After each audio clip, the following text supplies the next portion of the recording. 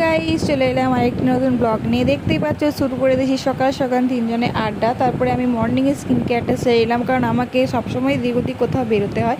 তার জন্যই আমি সকালবেলা একটু স্কিন কেয়ার করি আর কি ডেলি। তা প্রথমে আমি ময়শ্চারাইজার মেখে নিলাম, তারপরে মেখে নিলাম মুখ ভর্তি করে সানস্ক্রিন, কারণ আমার সানস্ক্রিন মাখতেই হয়, এদিক ওদিক বেরোতে হয়, আর মুখে সানস্ক্রিন না মাখলে বেরিয়ে যায়, প্রচণ্ড ট্যান পড়ে যায় মুখে।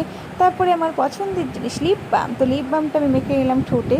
আর আমি চুলটা আঁচড়ে নিলাম, দেখতেই পাচ্ছ চুলটা পড়ে রয়েছে কাকের বাসা, তো চুলটা আঁচড়ানোই হয় না, তার জন্য আমি চুলটা একটু ভালো করে বেঁধে নিলাম, একটু আঁচড়ে নিলাম।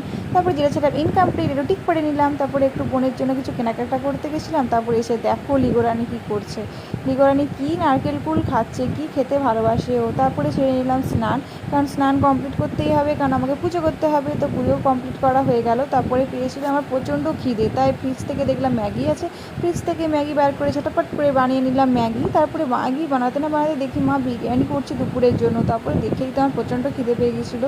দেখো দেখতে কি সুন্দর হয়েছে বিরিয়ানিটা। তারপরে আমি কেটে নিলাম আমি একটু সাজানো ঢং করে স্যালাড। তারপরে একটু বিরিয়ানি দুপুরে খেয়ে নিলাম। তারপরে খেয়ে নিলাম বিকালবেলা 1 কাপ চা, যেটা ছাড়া আমার একটু ভালোই লাগে না। তারপরে একটু বেরিয়েছিলাম সন্ধ্যেবেলা শপিং করতে, কিছু কেনাকাটা ছিল। তারপরে দেখো আজকে রবিবার বলে শপিং মলটা এত ভিড় হয়েছে যে বলার নয়, এত ভিড় হয়েছে আজকে। আর চলে গেলাম লাস্টে একটু পার্লারে, কিছু কাজ ছিল। এইভাবেই